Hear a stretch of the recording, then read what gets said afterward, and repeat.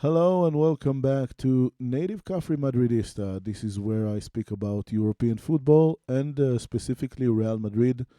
For those of you who are new here, I'm a musician. I also do music reactions on a different channel, and I have different types of content. If you're interested about that, you can ask me in the comments below. So I'm a Real Madrid fan for many years now, and I decided that I want to speak more about the content that has to do with the passion, one of the passions of my life actually. And you know that we're getting to March 6th. This is the anniversary of Real Madrid, over 120 years of history, the most decorated club in European football, and some would say in the world, depending on how you consider number of titles and the greatness of these titles. Yeah, we do have 15 Champions Leagues. So so this makes us the greatest club in Europe, the most decorated club in Europe from that sense. So since it's a very special occasion and a very special date, I decided to make a few special videos for this day. I'm going to review the legends of 21st century of Real Madrid. And we are going to start with none other than Luis Figo. Now, Luis Figo is a very controversial figure since he was one of the most big icons of Barcelona from 1995 until the year 2000. And he was also one of the captains. He was considered a very beloved player. But this player had a very difficult fight, everything that had to do with Barcelona. He didn't get eventually the contract that he wanted, the treatment that he wanted. And so he decided inside of his mind that this is a good chance for him to make a shift in his career for his own benefit, for the benefit of his football, and to think where he wants to go next. And he didn't think twice, he didn't hesitate, he just took the chance to go and sign for the best club in the world, Real Madrid. He became a Real Madrid legend. Now he's a Madridista, and ever since he's been participating in Real Madrid legend matches and different things. So this is actually from the Obi-Wan podcast. Very fascinating. It's the first time I'm watching this channel.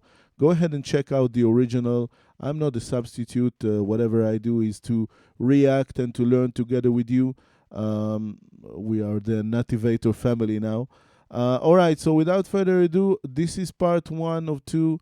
I'm going to start, and we're going to watch the first something like 25 minutes.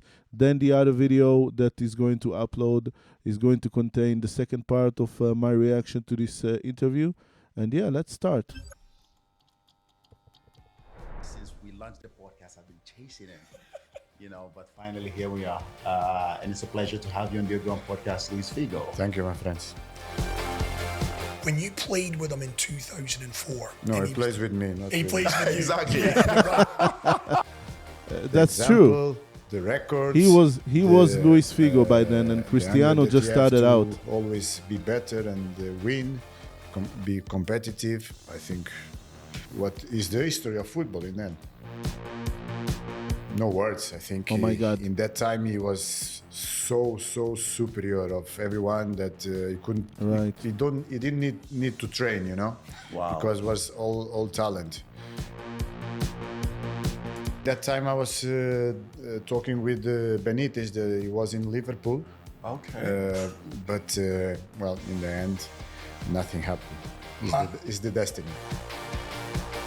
I mean, 2000. Let's talk about 2000. Obviously, your big move. From Really? Of course, I was the focus because of what happened, but either for the rest of the team, His I think, English is was incredible. Not, I love atmosphere that. to play football. What And, an you have international to stop the figure, game, you know what I start mean? again. The pitch was full of stuff. Is history, But all this was provoked by the press in Barcelona. Let's go. Right, we are, folks. It is Ala the Obi-Wan Madrid. podcast made possible by BetWinner. We are joined at the beautiful Melia Desert Palm. New little link between Melia and La Liga. And they went right to the top shelf for their ambassador, a Ballon If d'Or winner. anybody is watching and wants to sponsor my videos in any channel or any type of content I do, send me a professional email. I will add my email to all of my channels, so I will be available for professional inquiries. Yeah, let's go. One of the GOATs, one of the greatest Yep. to ever play. Yeah, one of the GOATs. A legend of the game. Somebody, obviously, since we launched the podcast, I've been chasing him. But finally here we are. And it's a pleasure to have you on the Underground Podcast, Luis Figo. Thank you, my friends. How are you? With this presentation looks like I pay before sending. You're looking well, Luis. Thank you, my friend. How are you? How's life? Well, cannot complain. I think pretty good. Right. Healthy, the most important first. Family good. Working Can't in complain what is a very, very I good, love. very high degree Still of in football, living, in UEFA, you know? So, and my own business too. And happy to be here with La Liga because I think it's one of the biggest championships in the world. And of course, connecting with the excellence of Melia is always nice and comfortable and enjoying the excellence of the Interesting the what he results. means. All right, let's talk about you. Do you miss the game? You miss playing? I don't miss the game. You don't. Oh, he Everyone was a says player, right? Obi-Wan, he was a midfielder in Chelsea, right? Back in 2011 or something, 2008. Now, I think that's him. I'm pretty sure it's him. Because this is really, I've never heard of this channel. I just found this video doing research and whatnot. Yeah, all right, let's keep going. Obi-Wan Podcast, Linktree, Instagram. Check him out, guys. Check out his socials.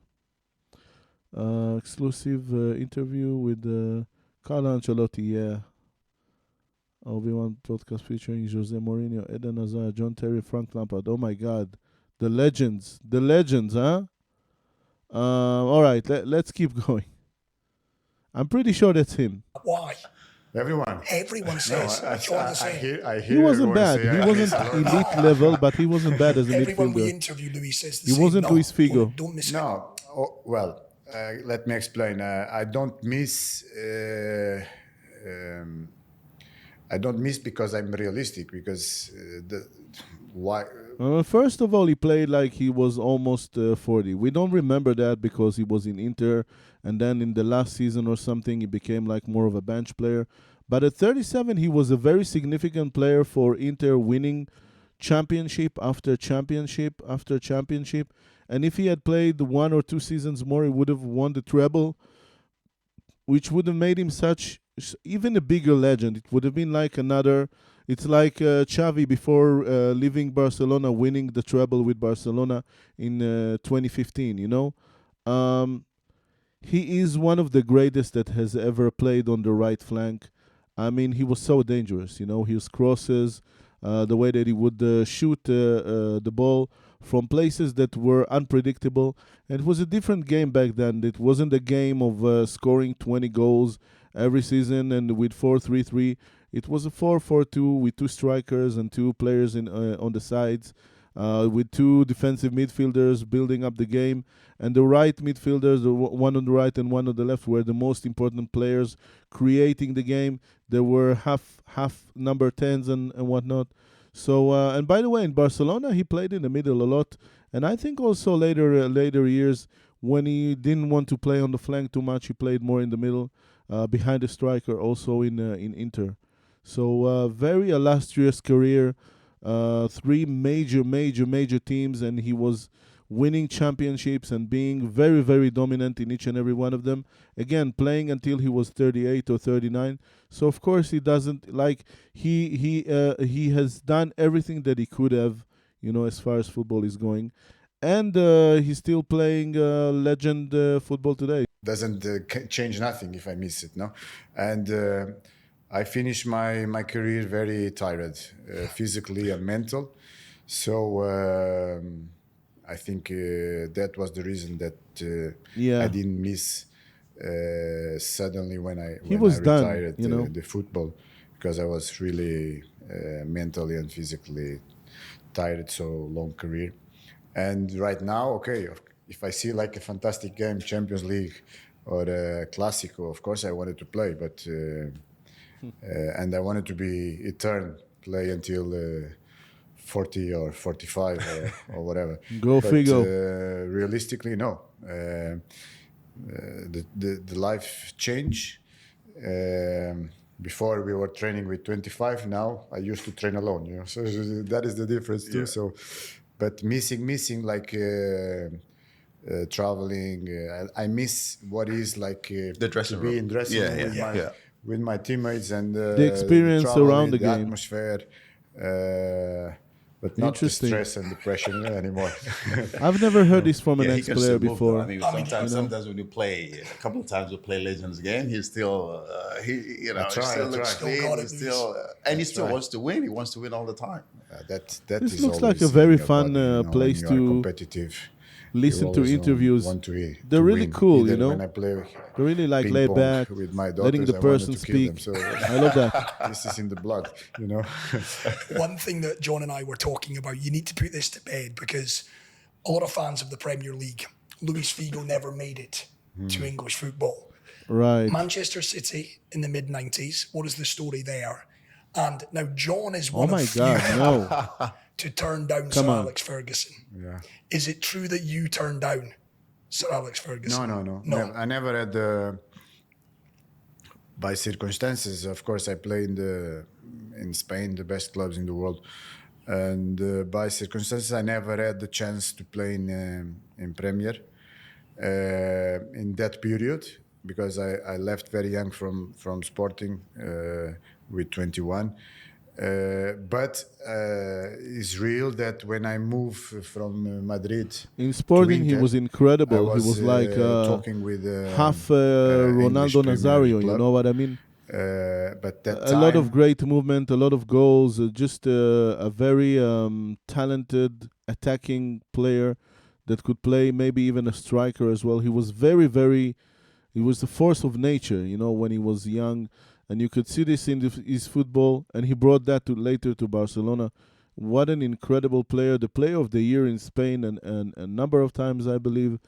Yeah, an unbelievable winger. You know, back when wingers were still really wingers and not like part of a trio of attack, as I was saying before.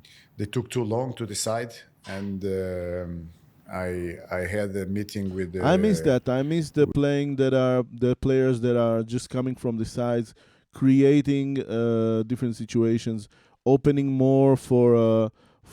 Vinicius is sometimes like that, but he's not really like that. He's more with his face towards the goal, trying to dribble and to pass somebody and to do something. They were so elegant, and there was something so nice about this game. You know, so balanced about the fact that you had two on the sides, two on the front, and two in the middle. There was something very, very like the way that they used to cooperate with the left back and the right back. You just don't see this kind of game anymore. I mean, I don't know. Maybe in some teams you do, but as far as the greatest teams, they always try to play either like with a classic number 10, and then you have a lot of midfielders. I think that Paris Saint-Germain is playing like this, and Real Madrid now for years is playing like this, very successfully. So winning the 6 Champions Leagues in this matter, in this system. But I just miss the way that the game would be a little bit more wide, and there'd be a little different kind of movement. And I don't know, it was so elegant. I think that the best football that I've seen was in 2002, 2003. Even 2004, even though the Real Madrid weren't successful in this season, but just seeing Zidane on the left and Figo on the right and creating all of this together, it was majestic, you know. It was this football that brought me to Real Madrid to start with. With Moratti, and in that meeting, I chose to go to Italy because was between us was a big feeling, and in the end, I did the right decision. Oh, wow. Yeah. Do you mind telling us which club that is? No, there's no problem. That time I was talking with Benitez. He was in Liverpool. Okay. But well, in the end, nothing happened. It's the destiny. You know? And Manchester City, is that true? No, it's not. It's no, not true. No. Nothing. I never had contact with Manchester United or Manchester City because of the circumstances, you know. With BetWinner, every game is your chance to win. Who is the best? Which manager did you have a greater rapport with? Well, I moved because it was the first. My coach out of Portugal, so Cruyff. For me, I moved to Barcelona. Incredible. One of the reasons because What of a the legend dream team, to play under Cruyff. and Oh my God. I had the experience with him the last year that he coached, because after that he left the club and never more work being a coach. So was his last year of coaching, no? And I always He's say a true that legend of the game. He was moving to Barcelona, just shifting their destiny. You know, he was maybe a pillar in creating the mid-time kind of Barcelona. Barcelona had a good stint in the late 50s and early 60s. They became an elite club, and then the Liga was completely dominated by Real Madrid. And then 74, 75, something like this, he moved to Barcelona, uplifted this club, you know. He made it significant, he made it strong. And then later, when they needed him back again, if I'm not mistaken, he signed for 1988, when Real Madrid was in the run of 5 champions in a row in La Liga, you know, 5 championships in a row. And then he came and he made 4 championships in a row, and he just completely changed the trajectory of this club. And until today, you have the seeds of what Cruyff has done there, because Cruyff was also the teacher, the mentor of Pep Guardiola. And now Pep Guardiola is transferring some of these notions that came through Cruyff. And of course, he's a legendary manager back in Ajax, you know, back in the 60s and the 70s. And what a figure, you know. I mean, you know, Barcelona is my rival club, but you can appreciate the legends, you know what I mean? Appreciate great football, appreciate genius. For me, it's like 20, 30 years ago, and it's still in advance of so many in this time. So just with that, I think I explain everything, no? And then, of course, I had Bobby Robson that I already had it in Sporting. So we met again in Barcelona. Oh my God, I never thought of that. So Luis Figo, he's the only player that played with the Ronaldo pre-move to Milan, right? Ronaldo Nazario. I've never thought of that until this moment. This is incredible, guys. Played with premium Ronaldo Nazario when he was 20, 21, very young, right?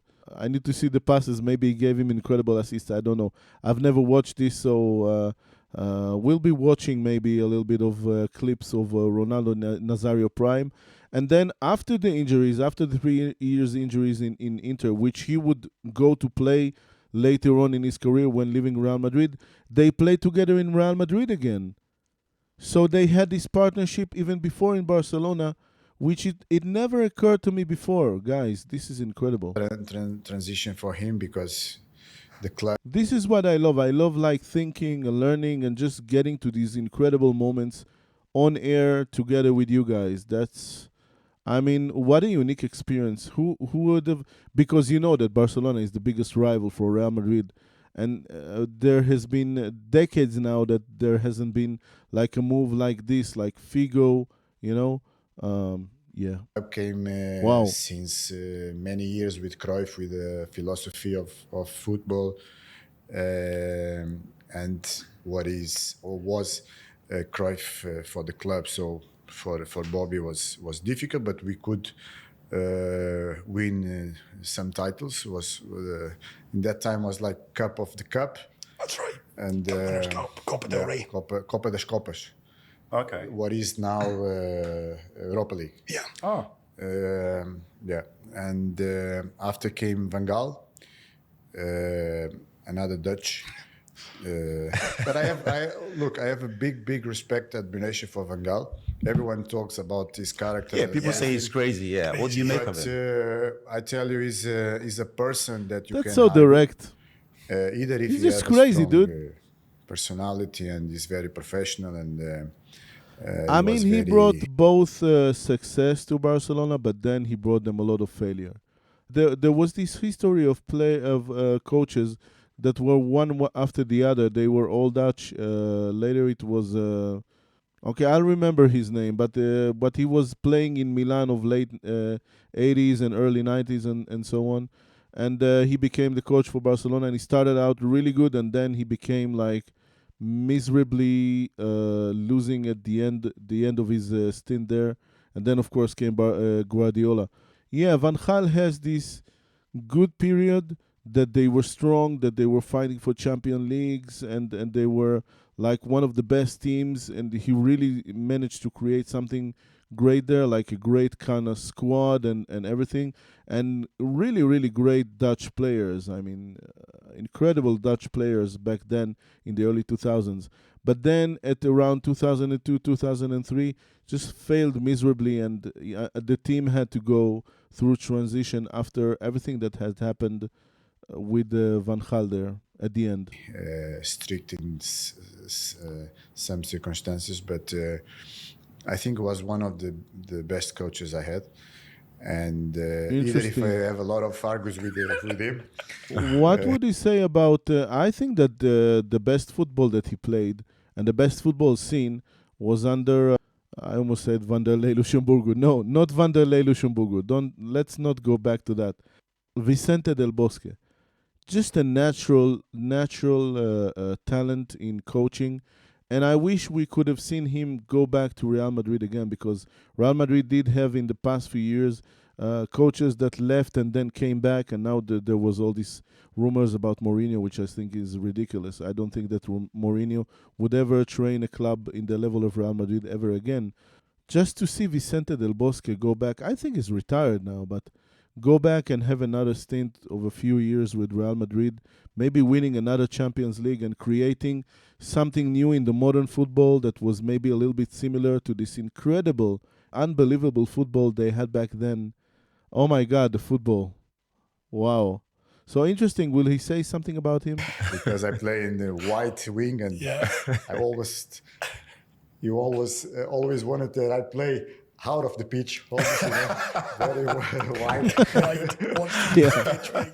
No, but it was fun, and until now we have very good relation, and it was a great experience. So 1996, 1997, you played with R9. How good was he that one season? Unreal.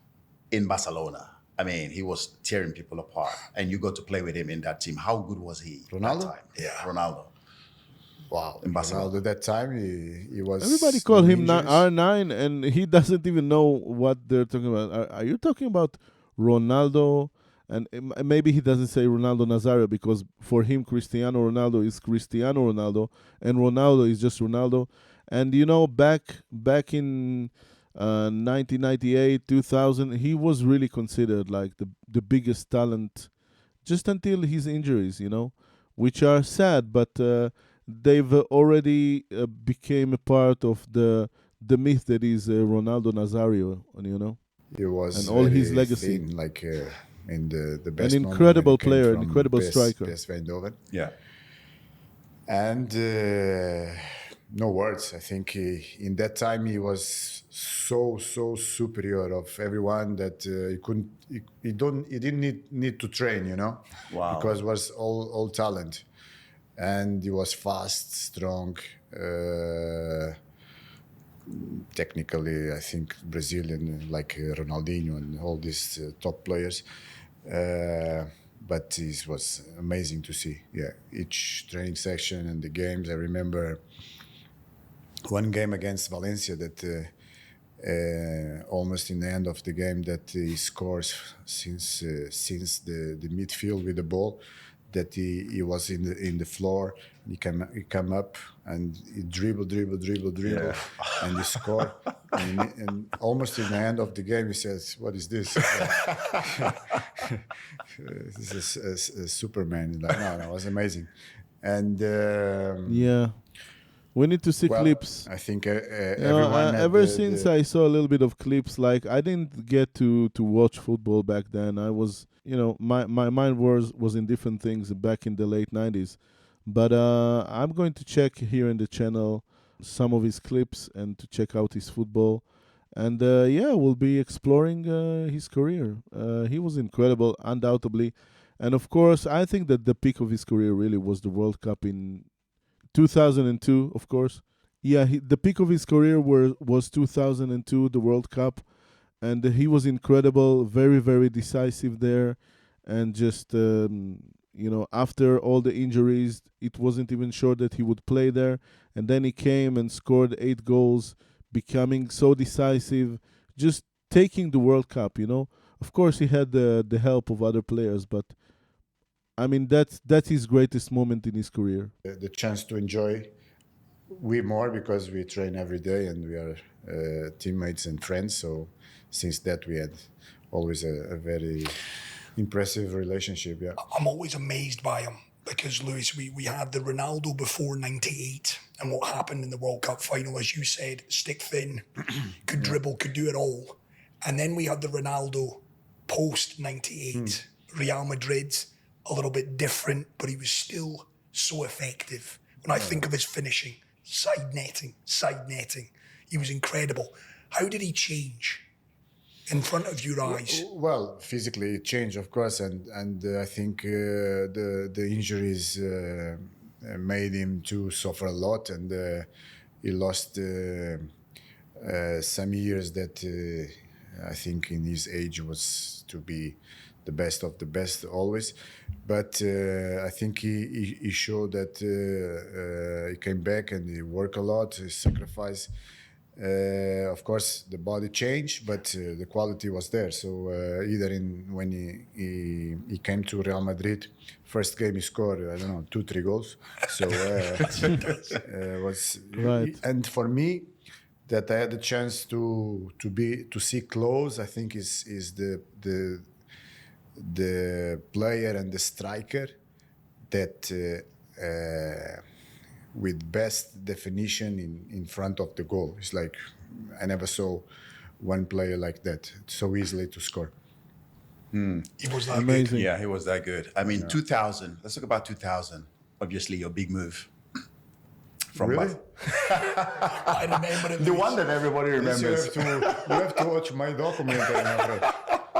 And No, you know all the story. It was incredible. I remember I was saying I mean, to John, yeah, exactly. It's you're moving from Barcelona to Real Madrid. That move, I think everybody still remembers it today. Yeah. I mean, I've watched the documentary. It's incredible. What was you thinking, and how did that move happen? Did you know it was going to be crazy the way it became? Well, I think it's like everything in life starts like with a surprise, and then the snowball starts to grow, and then a moment that you cannot go back. So this situation was I was during the Euro 2000 with my national team, and suddenly I got a call from my agent. He said, "No, look, I is a candidate of the elections in Madrid that want to pay your clause, and that you go to Madrid." You say, "What?" Right. What is this? And that time, my clause was 60 million euros. How long? 16? 60 million euros in 2000. So you can imagine what is now. And I said, and this is a candidate. So what you want me to do? So I have contract. This is a candidate. You don't know either if you want to win the elections or not. And I had to focus in the Euro. And in the same year, this never happened because in the same year was elections in Barcelona too for the president. No, so okay, I told him, okay, you listening what you have to say to you, and that's it. And I communicate that to Núñez, for the president. I said, look, is a person, a candidate, is elections that want to pay my clause. But I think in that moment, Wow, you so know, direct. That's it was incredible. my feeling. I don't know if it's right or not. Barcelona was passing a difficult financial situation, and I think they wanted to sell probably some big player like Rivaldo. Okay. But I don't know if they had some offers, you know. So I told him, look, this situation. He said, okay, bring the money. and I said, okay, you. Oh, really? Yeah, more or less like this, no. And he said, you know, Rivaldo is another our legend of the game, egos, no? for sure. I say, okay, you think that I'm doing a bluff to get a better contract? you know? Yeah. Okay. Okay, so let's. I went to holidays, and the things start to get more serious, you know. And in the end, you know what happened. Yeah, I saw obviously, I watch a lot of your We documentary. know what yeah. happened, yeah, Figo. I mean, I saw when you were on the beach with your that was family. fun. And you had to obviously answer the phone calls, and you have to, because you wanted to relax with your family, but then you have this saga going, happening, and the rumors starting to happen. But Barcelona, they absolutely loved you. You were the captain, I think you were. Did you think the fans were going to turn on you in the way they turned on you? Well, for tell you the true, well, what happened, because this process was taking like all my holidays, no? And of course I made some mistakes, or I think one mistake in terms of I give an interview saying that I didn't go to Real Madrid, no? Because in that moment I thought that. But during this process was like one day you think you go, another day you think you don't go, another day like was not a regular Amazing. situation, no? Because in Like the end, they thought it was a liar because he was saying that he for sure is not going to go, but he was just being honest for that moment, you know. And then a week later, maybe you feel a little bit different about it, and then you come to them and say them. Things change. I mean, things change all the time, you know. Yeah. was people involved that This is why I don't like when people say, oh, 3 years ago you said this and that. I mean, people change a lot in 3 years, and people can change their mind, and they can do a mistake, and they can refer it and repair it. And we're holding people accountable for things that I don't know, there was a slip, there was a something, and the higher rank the person is, the worse it is. Like, oh, you said that, you are this and you are that. No, I mean, people change, people grow. I'm sure that in my teens I said and did some things that I wouldn't do today, and I changed and grew. And even in my 30s, I'm not the same person anymore, you know. So yeah, I mean, I get the crowd, but I'm sure he's being honest, and maybe, yeah, like he was saying, he shouldn't have said something that concrete when there is something going on, and it's not the definite answer for, that was probably a mistake. But come on, I mean, when you move from one big club to a rival club, you're gonna get the clash whenever they're gonna meet. We see it today as well. People think about Trent Alexander-Arnold. He moved from Liverpool to Real Madrid. What's the connection there? Even two different clubs, two different leagues, separate leagues. But no, when they see him, they boo him. So you don't want to disappoint too, and a lot of decisions that I had to take. But in that moment, I thought that I will stay. So I gave an interview. It was my mistake because in the end, right. I finished in Real Madrid. But I didn't finished to be the best of the best with Florentino. Got until upgraded. The day that he won the elections, because it was that day that I flew to Lisbon to take the responsibility, because my agent, the one who represented me in that time. My relation with him was from long time, and I didn't have nothing signed like a contract with him. Just a relationship and friendship. No, so and in the news was coming out that he was signing a agreement with this case the candidate of Madrid, Florentino Perez, that if I didn't go to the club, he had to pay like a 1 year membership for him. I never saw this contract, you know. I never saw this contract in my life, and but he was playing with that, you know, and that day that was in the summer Dirty with tactics. my family. They came to try to push me to go to Real Madrid because crying in front of my wife and kids and said, if I don't pay, if I don't go, I have to pay this and this and this.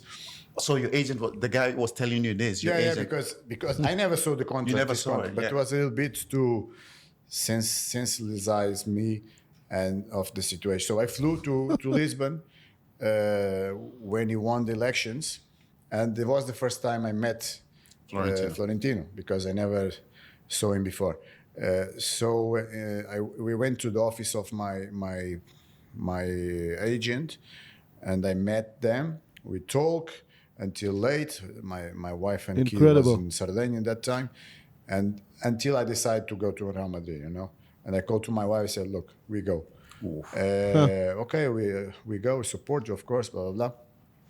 And what an incredible president! After, I went to the presentation, bringing him, then bringing Zidane, you know, later bringing Cristiano Ronaldo and Kaká, and keep bringing the players, bringing more receipts and more players, and legendary as far as building some of the greatest teams that won some of the greatest prizes, you know, Champions Leagues and whatnot. Yeah, amazing.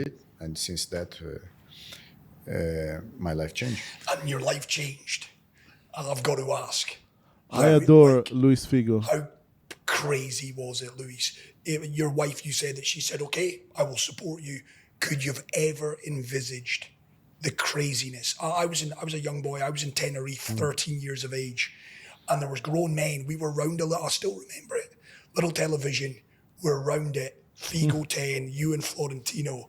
It was just one of the biggest footballing stories ever at the time. Right. Could you have ever prepared yourself mentally for what came next? Well, I don't know what to answer to you because that time we don't prepare mentally. We just try to focus and concentrate on work because in that time we never talk about mental problems or this kind of things that is more common now. I didn't know. Of course, I knew the symbolism of the transfer and what was my move because it's two big clubs and the passion that is in Spain. In that circumstances is not the same that what I saw, for example, in Italy, because there's so many changes between Juventus, Inter, Milan, you know, and nothing like similar of this. But okay, I was not sure what coming in, but I took that decision and I didn't prepare for nothing. I just tried to identify as soon as possible with my new club, my new teammates, and give my best. You just had to move and to We've seen look at sometimes everything over the years, like in when a professional big way. players want to He's make right about this. moves and their fans absolutely That's what you should do. say no. We saw that happen to Steven Gerrard when he wanted to come to Chelsea to It join always us. happens to players when they transfer. They have to restate themselves mentally, and now I'm a part of this club. This is what I'm doing. This is what I'm fighting for. Just like anybody moving to a new job, you're here, you want to do the best job possible, and that's it. And at some point, he was scared for his life.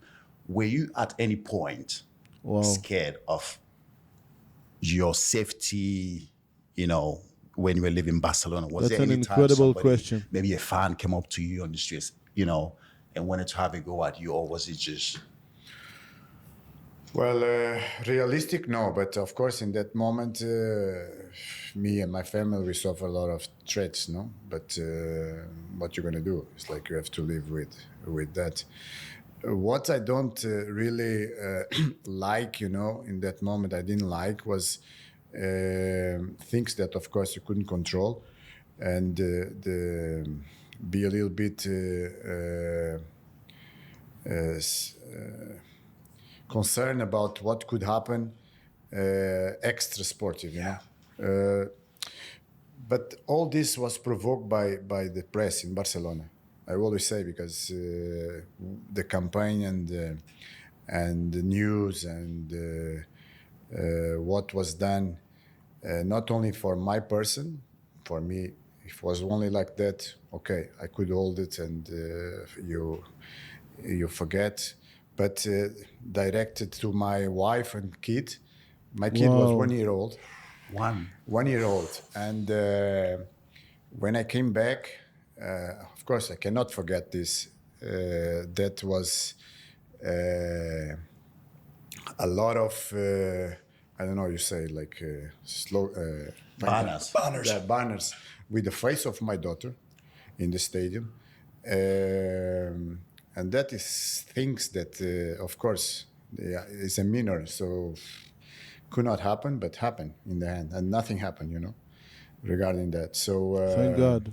well, was experience. In the end, you finish more mature. You try to grow and pass the page, and try to do your best, of course. With BetWinner. All right, guys, this was the first part of the interview, the incredible, very interesting, revealing interview with Luis Figo. This is part of the celebrations of another year, another anniversary to the great club, the club of my heart, Real Madrid. Thank you so much for joining in. We'll be doing the second part very soon, and see you in the next one. Goodbye.